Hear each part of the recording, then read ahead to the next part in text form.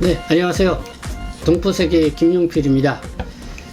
네, 제가 어제는 그 문화체육관광부가 이 김치를 중국어로 표기하는데 이 파오차이라고 하지 말고 이 신치 요 표기로 번역을 하라, 이렇게 훈령을 명시했다는 뉴스를 여러분들에게 말씀을 드렸었습니다. 그래서 이 뉴스를 보시고 많은 분들이 큰 관심을 가져주시고 또 의견도 주셨습니다. 이 방송을 보신 분들, 뭐 중국 동포분들 같아요.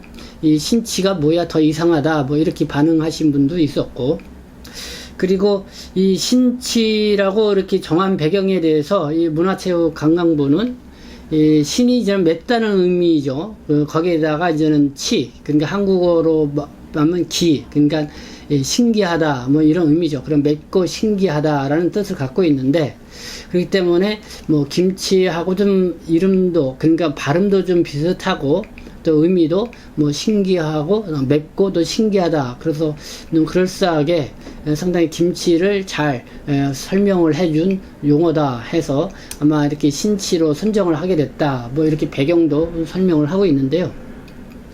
근데 어떤 분은 이렇게 신치 하니까 신기하고 뭐 기괴한, 뭐 절임 배추 아니냐, 그런 뜻 아니냐, 뭐 이렇게 또 엉뚱하게 해석을 달아주신 분도 있었습니다.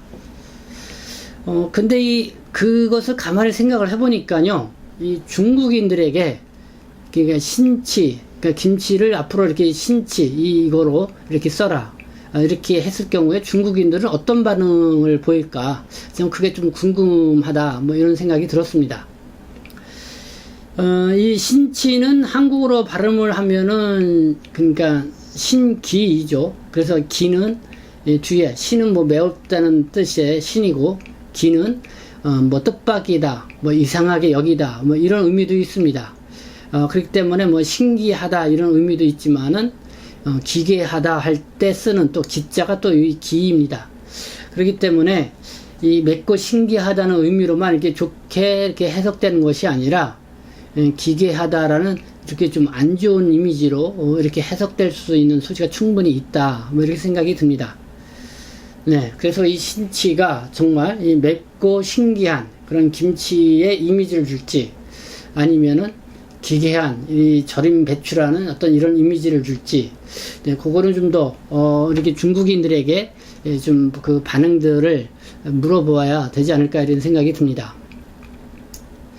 이 언어라는 게 사실 이렇게 표현을 써라, 저렇게 표현을 써라, 뭐 이렇게 딱 정해져서 그렇게 해서 뭐 통용될 수도 있겠지만은 사실 그렇지 않죠. 많은 사람들이 딱 보고 그게 서로 공감대가 형성되고 그렇다 하면서 공감대가 형성되고, 그게 이제 자연스럽게 널리 사용이 될 때 이제 그게 하나의 그 사회의 이제는 단어로 이렇게 자리매김을 하게 됩니다. 이제 그게 언어의 사회성인데요. 근데 이 문화체육관광부가 과연 이제 한국 김치는 중국어로 표기할 때 이 신치라고 하라, 그러니까 뭐 우리 글자로 한국어로 하면 신기가 되는데요, 그렇게 하라 했을 경우에 일반 이 중국인들이 그걸 얼마나 어떻게 이해를 하고 그거를 통용하게 될지, 네, 참으로 네, 좀 뭐랄까요, 좀 궁금하다고 할까요, 그런 생각이 들었습니다. 문체부가 이렇게 김치를 신치로 쓰라고 훈령까지 낸 데는 또 다른 이 배경이 있습니다. 이 사이버 외교 사절단, 이 반크라는 단체가 있는데요, 이런 지적을 했습니다. 지난 6월 29일에 한국에 있는 이 중고교생용 이 중국어 교과서에 이 김치가 이 중국어로 다 이 파오차이로 이렇게 번역되어 표기되어 있다는 것입니다. 그러면서 이 김치를 파오차이라고 이렇게 된 거는 오역이다. 그러니까 이 중국의 국제 홍보에 악용될 수 있게 된다, 뭐 이렇게 또 지적을 했습니다. 그러니까 중국이 이 한국의 김치는 이 파오차이가 그러니까 기원이다, 그렇게 좀 주장하고 나오고 있기 때문에, 그래서 이 김치를 파오차이로 이렇게 번역을 하게 되면은 아마 모든 외국인들이 봤을 때 김치는 중국의 파오차이에서 나왔구나 뭐 이렇게 생각할 수 있다. 그래서 이 사이버 외교 사절단이 방크라는 단체가 그거를 좀 지적해서 나왔고, 학교에 중학교, 고등학교, 그러니까 중고교생들이 그 중국어 이 교과서에 이 김치를 이 파오차이로 이렇게 다 번역돼서 나온 것. 그래서 이거를 잘못 번역된 것이다 이렇게 지적을 하고 나왔다는 것이죠. 그래서 아마 이 국내 여론도 이 중국의 이 파오차이에 대한 좀 안 좋은 그런 여론들이 있잖아요. 그래서 아마 문체부가 이렇게 훈련까지 내면서 이 파오차이가 아닌 이 신치로 이렇게 번역 표기하라 뭐 이렇게까지 훈련을 내렸지 않았나 이렇게 생각이 듭니다. 근데 어제 올린 방송을 보고요, 이 시청자분들이 정말 다양한 의견을 주셨습니다. 그리고 저보다 더 이 세세하게 이 김치의 어원서부터 또 김치를 중국어로 어떻게 설명할 수 있는지 등도 이렇게 세세하게 알려주신 분이 있습니다. 그래서 저도 그 댓글들을 보면서 저는 어제 그냥 뉴스에 이렇게 하라 이 뉴스를 전달할 정도만 이렇게 여러분들이 말씀을 드렸는데, 이 댓글을 보고 나서 김치의 용어에 대해서도 좀 다시 한번 생각을 해보게 됐고요. 그리고 이 김치를 중국어로 소개할 때 어떻게 소개하면 되는지 그것도 좀 새롭게 이렇게 공부를 하는 그런 기회가 되었습니다. 그래서 이 댓글로 의견을 주신 분들의 글부터 좀 소개를 해 드리겠습니다. 네, 먼저 이 목자구님이 올려주신 댓글부터 말씀을 드리도록 하겠습니다. 같이 이 한자라 그럴까, 이 중국어도 같이 이렇게 표기를 해주시는데요. 이 김치는 모든 절임체, 그러니까 이게 침체라고 이렇게 번역이 되죠. 침체를 이르는데, 이 고추가 유입이 되면서 지금의 고춧가루 양념김치로 변화 발전하였는데, 중국의 이 포차이와는 차원이 다르며 그 이름도 포차이나 이 신치가 아니라 조선김치, 배추김치이다. 뭐 이렇게 말씀을 해주셨습니다. 그리고 이 박철님께서는요, 이 김치 해석, 그러니까 이 심체, 이것이 한국어 해석입니다. 중국 별명은 한국 포차이 혹은 라바차이. 사실은 김치는 장아찌에서 온 건데, 이 장아찌는 한자로 장차이입니다. 그래서 간장절임이죠.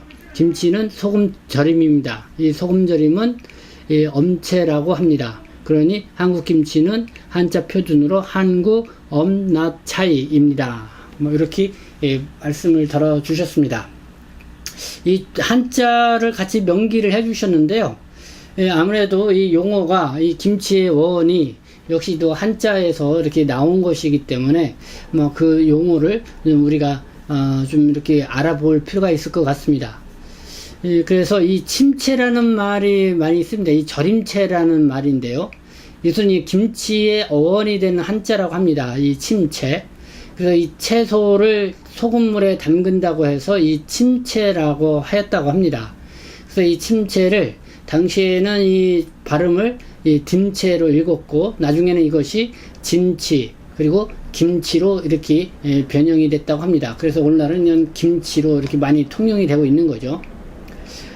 그리고 이 장채, 그러니까 장이 이제 된장이다, 간장, 뭐 이거를 의미하죠. 장채. 그래서 우리가 보통 장아찌 뭐 이렇게 말을 많이 하는데요.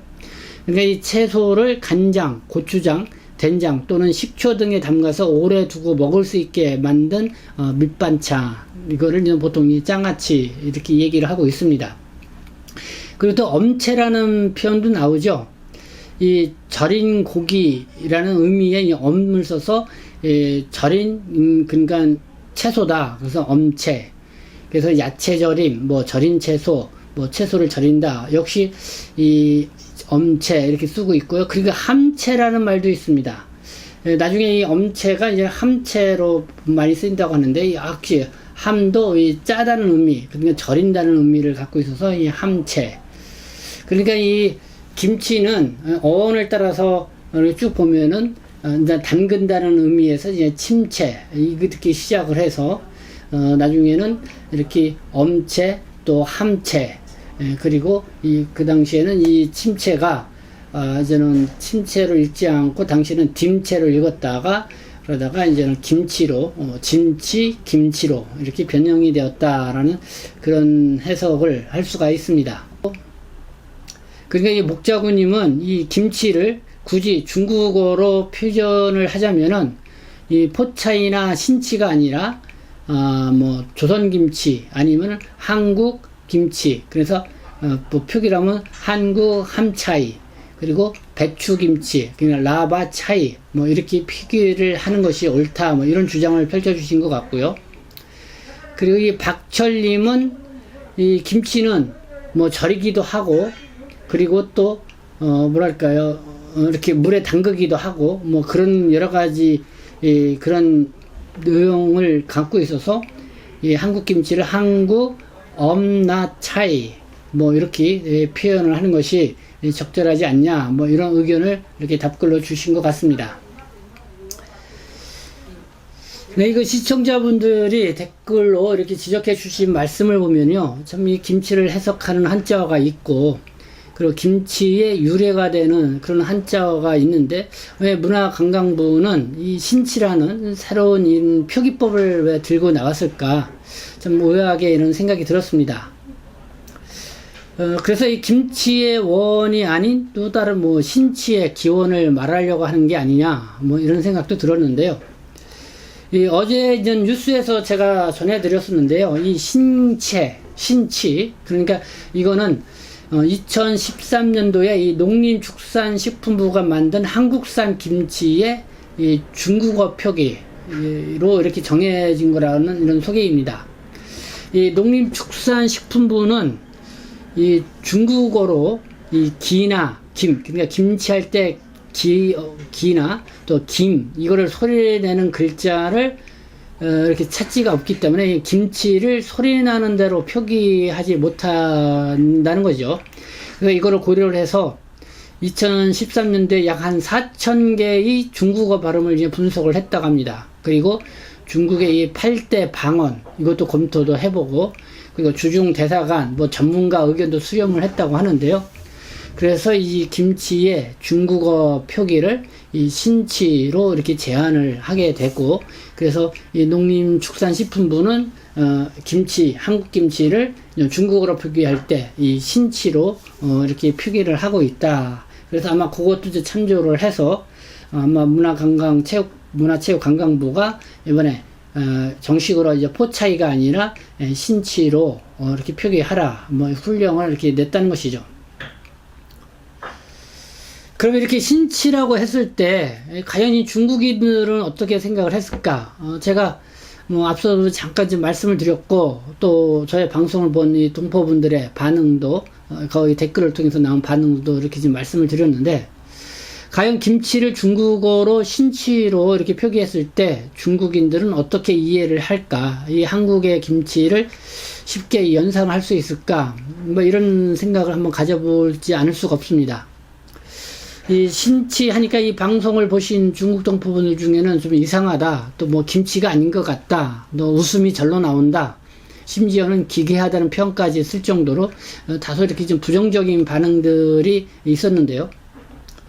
이 중국에 유학을 갔다 온 한 한국인이요, 이와 관련돼서 이 블로그에 올린 글을 이렇게 찾아볼 수가 있었습니다. 그래서 이 신치 용어에 대해서 중국인들이 어떻게 생각할지, 그래서 잘 설명하고 또 지적한 글이 아닌가 생각이 들어서 여러분들에게 좀 나온 그 내용을 좀 소개를 해드리고자 합니다. 먼저 이 신치라고 부르자는 기사를 보고 이 정말 어이없는 실수를 참을 수 없었다, 뭐 이런 입장부터 밝혔고요. 그리고 중국인에게 신치라는 글을 보여주고 뜻을 유추해 보라고 하면 대부분 이 부정적인 의미로 이렇게 예상을 했다는 것입니다.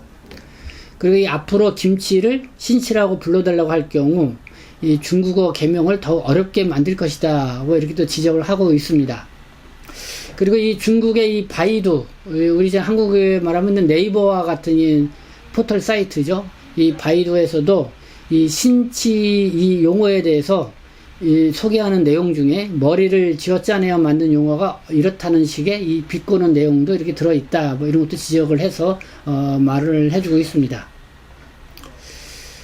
이 중국인들은 보통 이 한국 김치를 말할 때 이제는 아직까지는 한국 포차이, 그러니까 한국 포차이 뭐 이런 식으로 이렇게 얘기를 많이 하겠죠. 그래서 이 포차이 앞에 한국을 그냥 붙여서 많이 말을 할 거리라 생각합니다. 근데 이제는 파오차이 대신에 이제는 뭐 신치 이렇게 표현을 하라고 할 때 과연 중국인들이 그거를 쉽게 받아들이고 그렇게 사용할 것인지, 어떻게 보면은 이 문화체육관광부가 이 파오차이라는 표현을 억지로 이렇게 피하다 보니까 이렇게 이제 신치라는 이 용어를 이렇게 채택을 하게 된 게 아닌가 이런 생각이 납니다.